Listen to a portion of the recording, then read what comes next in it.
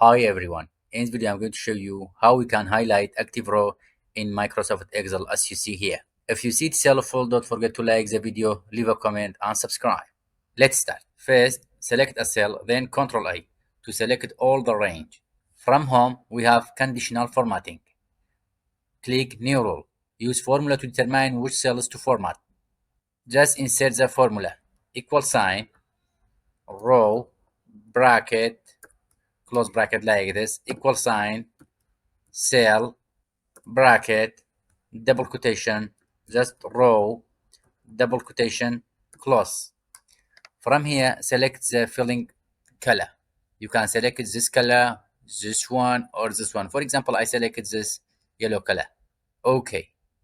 Okay. You see only this row is highlighted. It doesn't change with the active cell. To fix this problem, just select the sheet and right click, view code. From here, select worksheet. Then write this code. Target dot calculate. Just close it. Now it changes with the active cell as you see here. That's all. Have a nice time.